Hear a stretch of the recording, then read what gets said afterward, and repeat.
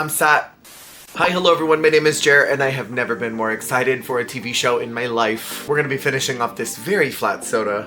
Canada's Drag Race is my lifeblood when it comes to the Drag Race franchise. I have been locked into this series since season 3. Even before that, I was a very big fan of season 1 and season 2, but 3 is where I really started to lock in with the franchise in general, and I've pretty much been covering every single season since then. Canada's Drag Race All-Stars unsurprisingly opened with a bang. There were some pleasant surprises, shocking twists, a retool of the Beaver format made a little more interesting for All-Stars, and one of my absolute favorite ways to open up a season. For the very first challenge of Canada's Drag Race All-Stars, the queens are tasked with essentially a retool of the Miss Loose Jaw pageant from season 1. They are meant to reintroduce themselves to the world by participating in Miss Continental pageant. Fierce title, by the way. I love this reimagining of such an iconic challenge from season 1. And in my opinion, I think that a pageant should be a compulsory challenge for any All-Stars versus the World or Royale format, because a pageant can be retooled depending on what your cast needs, whether that be in a look-heavy group like in Slasion Royale, or for this group, which was a talent-heavy group. And much like Miss Shutika in Slasion Royale, I think that this opened up the season on such a high note, because it also followed through on some interesting drama, some interesting television, some great competition and challenge moments. And what I appreciated most about this talent show is that the queens were told specifically not to lip sync to something. What has become so boring and stale in the US formula of talent show is that the queens are always lip syncing to their own numbers, which is fierce sometimes, but it makes for a dull, boring show after all these years. Airing a more interesting talent show just a few hours before All Stars 11 aired their talent show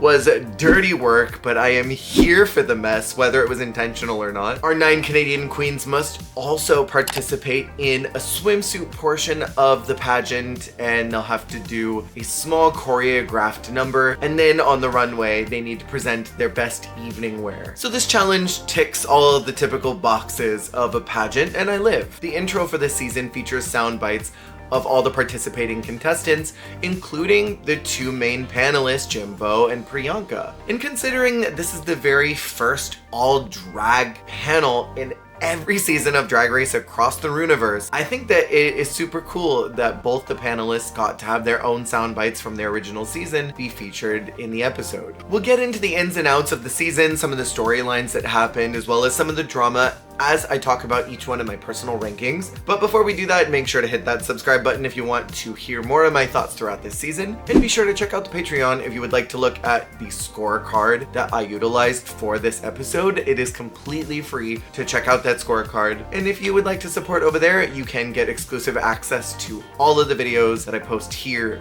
before they go live here. Per my standard format, I will be sharing my personal rankings of each one of the queens and their performances. I ranked them based on a cumulative score of their entrance looks, their swimwear look, their talent show, and their evening gowns. So let's get into my 9th place position, which goes to the pork chop of Canada's Drag Race, Juicebox. I've mentioned before, and I'll say it again, the title of pork chop to me only goes to queens who were the very first out of the very first season of a franchise. So pork chop, Juicebox, Macarena, I think, Havana Vamp, people like a Venus Delight or CC Superstar are not pork chops to me. I think for this being a major landmark season for Canada's Drag Race, I think that Juice was a great pull for this season. It needs icons, legends, and stars, and the pork chop of this franchise needs to be here. I did find myself wondering, however, if maybe Juice wasn't a great fit for this group. Maybe Juice would have done better in season 2 of Canada vs. the World since La Kahena was there. 2 people that were the pork chops of their franchise, maybe they would have locked in a little bit better. Maybe had she been swapped out with someone like Tainomi being in this group, maybe the 2 of them would have performed just a little better in their respective groups. But Juice walked into the workroom looking like a stunning goddess. She was feeling a little funny later on in the episode about Jimbo and Priyanka judging her, which I understand. They are her peers, and in her mind, the 3 of them started this journey of Drag Race together. So I think it might be hard to see them as authority figures, and this is probably a very complicated experience that she's having that is even bigger and deeper than what I or any of us could ever understand what she's going through. For swimsuit, Juice unfortunately is one of my lowest scores because she looks like a Britney Spears backup dancer to me rather than a swimsuit category of a pageant. And it seemed, quite honestly, like a lot of the queens in this category missed the mark a little bit. For talent, Juice was thinking outside of the, wait for it, box. And her talent was deadlifting this dude named Jake. Which, like, cool. As someone who is on a fitness journey right now and is very passionate about exercise and working out, is this a talent? It's a fun party trick for sure, but does that meet the parameters of a talent show or a talent category? If you were to do this in a professional pageant, I think the moderators would boo you off the stage and literally kick you out of the competition immediately. I think a fun party trick like this can be elevated, but you'd have to go in the route of comedy.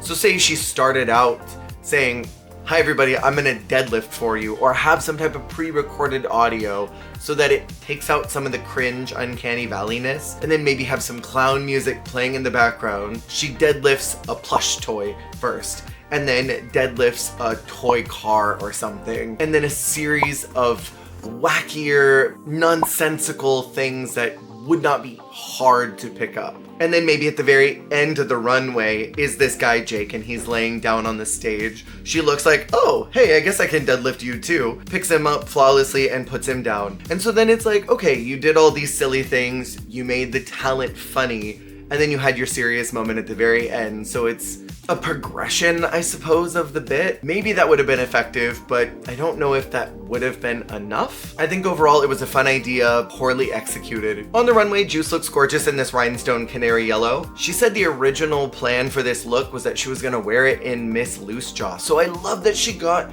to repurpose it and upscale it for this All-Stars season, especially considering that this challenge is a direct play off Miss Loose Jaw. It's quite an immaculate look in my opinion, but even still, I think others in the room were stronger than her, sadly. I do think it's a slay of a look though, I will give her that. Juicebox is gonna be the wild card of this season, and I'm excited for hopefully more elevated looks in future episodes. In my 8th position, can ya even do All-Stars? Is Nearah Nuff. But also, a knife to the heart because Nearah is my top 4 pick. I am obsessed with this girl so much, so it pains me deep into my nether regions that I had to score her so low. She had a very similar color story entrance look wise to Aurora, and I don't think that did a lot of favors for Nearah in my opinion, even if I think she looked gorgeous. Her swimsuit I think is more on topic than what a lot of the other queens wore. However, to me, it is giving disco party more than anywhere a swimsuit would be required in my opinion. For her talent show, Nearah chose to do something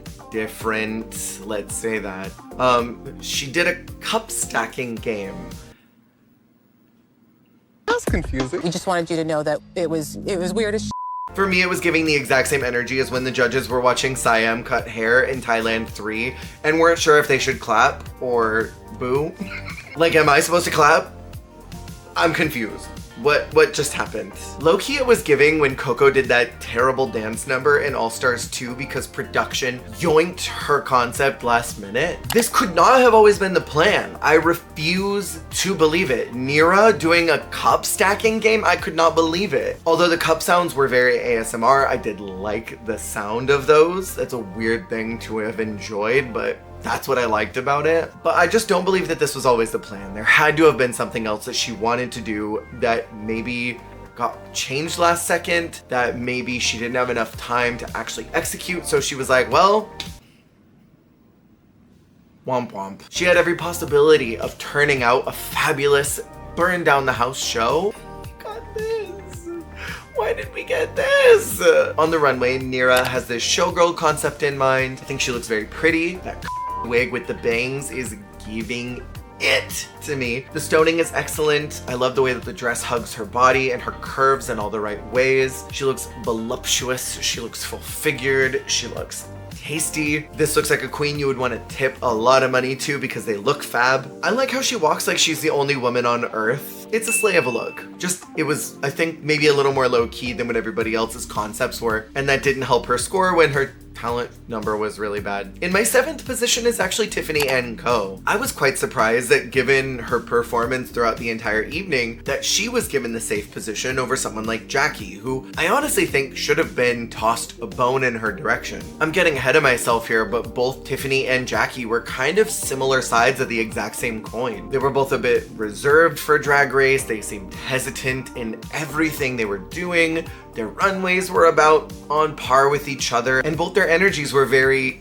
am I supposed to be here? The difference for me is that Jackie doesn't have any relationships that are established in this room, and considering that the game is all social, I would have liked Jackie to have gotten a safe position so she could have 1 week to kind of catch up with everyone and potentially use that in her benefit next week, where Tiffany already does have the relationship and social clout in the room, and so that could have maybe changed the trajectory of the entire episode. And even if I don't want to see Tiffany go home first, her and Nearah together in the bottom in the very first lip sync would have been, I think, phenomenal to watch. Or potentially Juice would have been the one going home and been double pork chop. Who knows? Tiffany enters the workroom in this gorgeous, classic Tiffany blue, great branding, covered in bows from head to toe, even in the hair, which was a great detail. She promised that we're gonna see a different side to Tiffany that we never got to see her first time around, and I'm ready. I'm very excited to see more of her. Initially, Tiffany and Juice are locked in with each other because they're the early outs of their season and they want to get far in the competition. Kind of a parallel line to what we saw Hershey and Joey do in the purple bracket of All Stars 11, but we saw that that benefited literally neither of them, so I'm not sure how much it's going to benefit Tiffany or Juicebox, but I'm looking forward to seeing where that story goes. For swimsuit, I super appreciate celebrating her body, but why is she at a pageant looking naked? Just naked. I wish that there was an actual colorful swimsuit that could have highlighted her body and her curves rather than just disappearing into the nudity. For talent, she was dancing with this sick ass glow stick, which how did she do that? I don't even understand. It was cool once it got going, but getting there was a bit of a struggle. She again seemed hesitant. She seemed nervous. She seemed like she wasn't sure if she should be there. Like, are they gonna turn on the lights? Will this thing spin? What if I drop it? What if I mess up? And even if the energy got where it needed to be, I think because it was such a rocky start, that should have put her in a lower position than Jackie. And on the runway, Tiffany was inspired by the journey of water, she said. I love the small drips of jewels going down, so it's a great detail. I'm not a huge fan of that wavy looking gray that's twisted around the gown. That to me looks like an afterthought. And I also wish that the length was just a little longer. I wish it touched the floor. Those are my biggest critiques, but overall, I do like the architectural backsplash that she's got going on the collar. The overall look is a slay. In my 6th position is Jackie Cox. You can't put her in a box. She was another big gag for the queens, and dare I say was kind of agitating some of them that she was there. I think they were confused why Jackie got picked over many other queens from Canada's Drag Race who did not get a chance first. But I understand Jackie's placement here, considering everything that's happening in the US. I think that Jackie deserves a spot in All Stars, and I don't believe that Rue would ever give her her flowers. But it was sad to see Jackie go home so early after really not getting any type of love in season 12, and the Drag Race landscape has changed so much since then. I mean, as far as I remember, I don't think that Canada's Drag Race had even aired when season 12 was filming. Jackie's journey literally started before this franchise was even on TV. And look, they're 6 seasons, an All Stars and 2 versus the Worlds in. That's insane how much drag has happened since Jackie was last on TV. Jackie said it was bizarre though this week. She was hardly featured, and when she was, it was blurbs. And so I kind of knew that production wasn't planning on doing anything with her because they really didn't show her at all. Initially, I was excited, but also hesitant to see Jackie on this season, and now knowing the format, that it is so heavy on social game, I wish that Jackie's spot had been replaced by someone like Vivienne Vanderpuss or Irma Gerd, even someone like Alona Verley, so that there was another season 1 queen here, someone who went home mid-out to kind of create a bridge between these very early outs like Tiffany and Juice, and then all of the finalists that are here. This is such a hard-hitting All-Stars. Maybe 1 or 2 people who went out in the middle of their competitions would have been a nice bump buffer. Jackie's red entrance look is everything to me. I love the sparkly tweed and I now need that. For swimsuit, I greatly appreciate showing a side of swimwear that reflects modesty. There are lots of women out there who don't show that much body, that don't show that much skin. I think that is respectable. And I think that those women out there need to be represented in some way. Here's the problem. For me, this looks more like a festival outfit than it does swimwear. And that has a lot to do with the colors and the length choices. There are so many silhouettes and patterns of excellent vintage swimwear that Jackie could have used instead of this look if she wanted to go for modest. And I think even the color choices, maybe gone for that super classic thick horizontal stripe red and white, would have pushed swimwear a little bit more. And then she could have done a longer skirt, done something that covered the clavicle, could have done something even that went halfway down the arms, and then done the full like snorkeling nose piece, done the head cap, and gone full camp with it. Because I think of camp when I think of Jackie. This didn't push it all the way. For her talent show, Jackie decided to do this kind of jazzy 1920s lounge singer kind of a vibe, but I do think that there were some problems with the styling. I needed fringe. I needed an entirely different look than the silver bodysuit that looked more like UK vs. the World Season 1 promo than it did a lounge singer. And in my opinion, I think Jackie is far too cerebral of a performer. This is the same problem that she had in that political challenge of season 12, where she kept doing all the Canadian jokes, which I understood, I laughed at, I thought were funny, because that is the type of humor and level of intelligence that I like to see from drag and from any type of entertainer. I want to see that high concept because I can laugh at that. I understand where it's coming from. So as an overthinker, I completely understood her joke. Terrific. That was hysterical to me. I was giggling the whole time because it was very funny. But I think Jackie is just too smart for Drag Race. Far too smart. On the runway, Jackie was going for a genie look, which I think is a nice callback to her season 12 constant reference points. I love this cobalt on her. I think the print is immaculate as a contrast to all those solids. I love the jewelry. I think she looks stunning. But I agree with the judges. She was restrained in her walk. The presentation didn't help her at all. Overall, I do think that she was low safe, but I stand on business. She should have been given a pass this week because she doesn't have the social relationships in this room to survive past week 1 if she's in the bottom. That's just plain and simple. The look is a soft slay. In my 5th position, shocker, is Aurora Matrix. I know, she's my #1 pick to win this thing. Aurora shut the game down walking into the workroom in this red and black look. I cannot wait to see her dominate the season because I know she's going to. For swimsuit, I like the color and cut of this look. The pony is fierce. That black strap is a little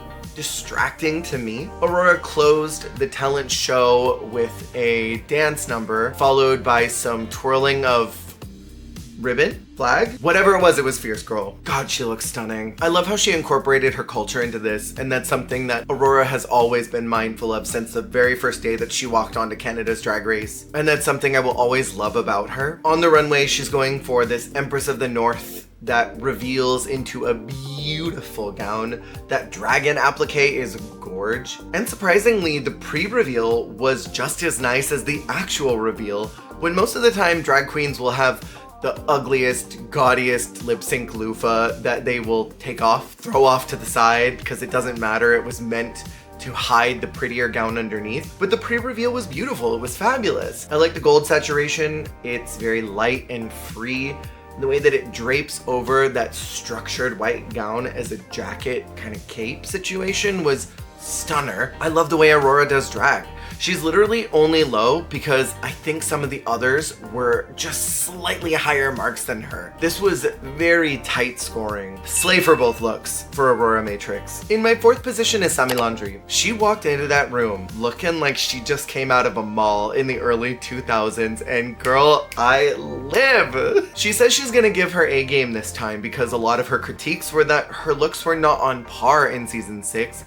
And I think she accomplished exactly what she set out to do. Her drag is exactly the same that it was, just elevated. I always loved the way that Sami did this tacky glam. It just needed to be polished and brought up to the next level just slightly, because Sami, personality-wise, was All Stars ready. And I love what she's delivering. I can't wait to see more. I completely take back all of my original criticism that I thought maybe it was too soon for her to come back. This was the perfect time for her. For swimwear, Sami is delivering exactly what I expect from from her. Trashy glam. It's cute. Very on theme, just not super exciting, I fear. For her talent show, Sami was doing this tap number in those Mickey Mouse clogs! Her vocalizations were hilarious. I'm so glad that Sami is someone who still doesn't take herself that seriously. This was an excellent number. Very, very wacky and fun. And drag is supposed to be fun. Drag is supposed to be over the top, and that's what this was. Yahoo, right? And on the runway, Sami is presenting some leopard print to us. This is, to me, Sami Laundry at her finest form. Max slays all around for Sami this week. In my third position, it's giving Ghost, Jada Shada Hudson. Jada's entire package this week was a love letter to her original season. She walks in the room wearing this cerulean and canary outfit, which is very reminiscent of her original promo look. That look is burned in my brain because I love it. The only thing is, I am not a fan of that visible bra. That was a huge mistake. Someone should have stopped her before she went out there. She should have worn a breastplate or just padded with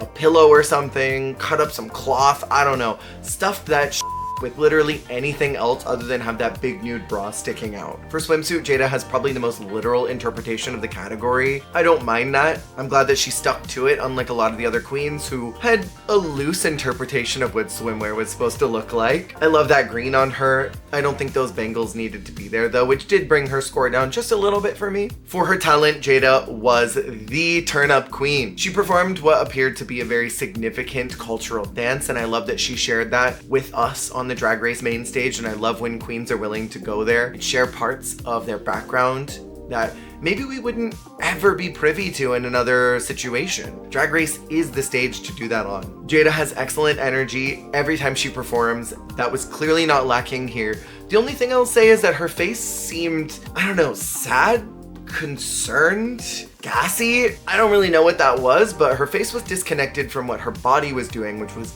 perfectly on rhythm, perfectly on beat. She gave great vocalizations too. I loved everything about this, just the face was not facing. On the runway, Jada is wearing that classic midnight crimson color that her original finale gown was. Again, another big love letter to her original season. It's beautiful, it's dramatic. The runway overall is a soft slay. I think she had a great week and I think she should have been top 3. In my second position, she drove all night. It's Ptheia, who was the winner of this week's challenge. The girls were gagged to see Ptheia here because she's strong competition, as this is now her 3rd time competing on Drag Race. I do still fear that she's gonna get the Soa Demuse treatment. I don't want to put it out into the world, but it troubles me, especially considering that the format lends itself to the girls deciding who's gonna go home, at least who's gonna lip sync. But knowing who is going to lip sync against who informs a lot of their decision as well. And people like Michaela are playing the game strategically to the point where they could all vote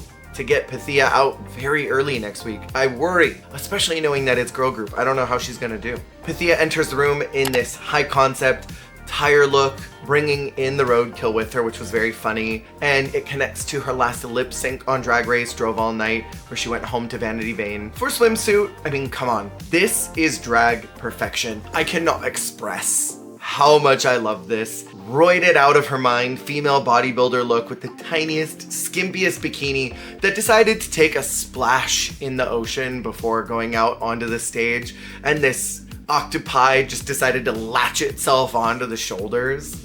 It's so camp, it is so drag, it is so perfect for this challenge. She shut down the future of swimwear for me. For her talent show, Ptheia did this campy Greek dance number that I very much enjoyed. It was funny, it was interesting, it showed a different side of her, and I think it branded her well while also revealing other aspects of her personality. And for the runway, I mean, pack it up, people. Ptheia was giving what she said was Met Gala meets Mount Olympus. She was giving curves, she was giving body yaddy yaddy, she was giving fashion.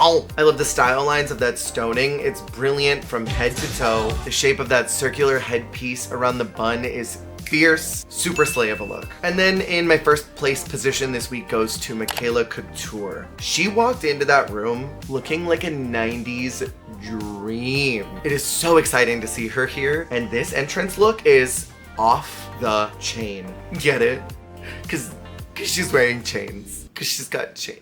Okay. Michaela was ready to lock in with Tiffany as her alliance going into this game, but shock, surprise, and twist that only we're privy to. She is playing Tiffany. She's actually locked in with Ptheia, and so they'll never see it coming. Sorry. I do worry that she is aligning herself with the villain role a little too fiercely this early in the competition, but hey, it worked well for Van Gogh last season. I'm just worried that because a lot of the online Drag Race fandom are psychotically racist, that they will attack Michaela for being duplicitous, even though a lot of them turn up when people like Van do it. Why do y'all like when the white queens do it? I live for the mess, I live for the drama, so I can't wait to see how Michaela's game is gonna play out long term, because she was not strategic in season 5, and she's ready to bring it this time around. For swimsuit, I like what Michaela was wearing a lot. I love the style she chose, very sexy video girl in the 90s by a pool.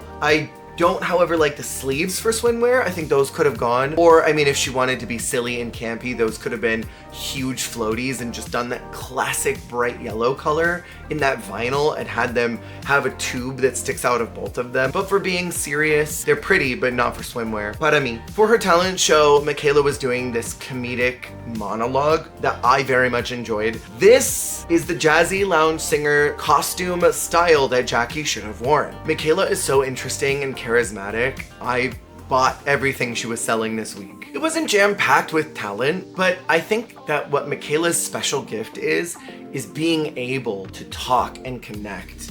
And I think that's what her talent was attempting to do here. Michaela used her charm and wit in an interesting way, and in a sea of dance numbers and confusing choices, I think that this was smart and unique. And on the runway, god damn! I clap for you, Michaela, and I would stand up and clap, but I'm in booty shorts. So that's not happening on YouTube. They gotta pay a premium. She was going for a Fifth Element meets Lady of the Night type of vibe. She is wearing head to toe rhinestoned leopard print, bad bitch down. She looks so damn good, it is a crime. This is the best look of the night. The best. I love the structure, I love the shape, I love her presence in this look. Max freaking slay. The top 3 are called as Aurora, Ptheia, and Sami, and the bottom 3 unfortunately are called as Nearah, Juice, and Jackie. Critiques were overall kind, and I appreciated that Brooke tried to welcome in Jackie to the Canada's Drag Race family and make her feel like she was welcome there rather than feeling like this outcast. The girls are gagged with this season's twist of Beaver that the retool for All Stars is that they'll all be voting for who's going to be saved rather than one person having all the power. I think this is a fantastic move because it plays so heavily on the social aspect. It makes everyone participate. I think it puts a little bit of a target on certain people's backs, front runners perhaps. It makes the competition a little more fair and equal, and it gives everyone a say. But I do believe that this will not be a feature after episode 3. Mathematically, it just wouldn't work. Because if 2 queens vote opposite of each other as it gets deeper in the competition, how is the tie gonna be broken? Unless Brooke does it. I think this will make for a much more interesting social game than we've ever seen on Canada's Drag Race, and I love that. In Untucked, Juicebox was fighting for her life to get the save because she does not want to be double first out, and I understand where she's coming from, and I think strategically, like what Michaela was saying, probably better to save Juice. She might not do well next week, and that is a guaranteed person who's gonna do worse than you will. So there's a very strong possibility that they could end up gothy kendalling her. Keep her for a couple of weeks and use her as a buffer for the bottom. I think that's what the girls in UK versus the World 2 did. And I don't blame Michaela for playing strategically.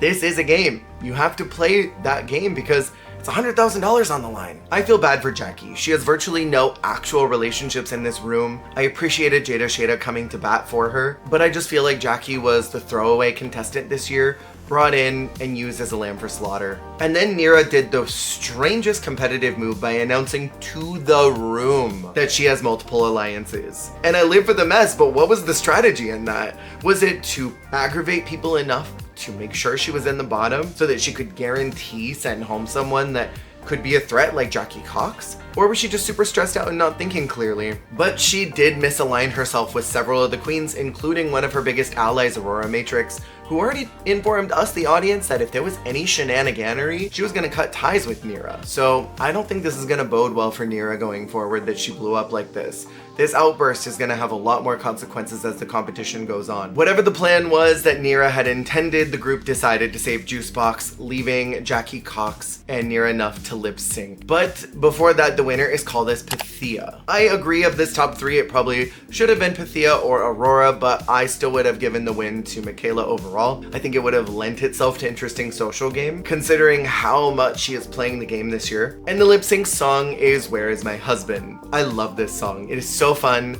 It is so campy. I think that Jackie did a great job keeping up with Nearah, who's an electric performer. Jackie went theatrical immediately, which I very much appreciated her storytelling. And she always finds a way to infuse a story in her head in her performance. We saw that in Kill the Lights, where she obliterated that lip sync. Nearah, as expected, was burning up the stage. I think she was restrained in a way I wasn't expecting her to be, considering how active she is on the stage. And for me, it was kind of hard to call the winner because they both were great. On one hand, Jackie deserves to stay here. She deserves an extra week to try and gain some of that social clout so that she has a chance in the competition. But on the other hand, Nearah's great drama. She's great TV. She has more to show, I think. Coming up next week is a girl group. Both of them would have been very fun. Sadly, Jackie is the first one to go. It's not unexpected. I wasn't expecting Jackie to go very far, but I did think maybe she would be second or third out, not first to go. And coming up next is the classic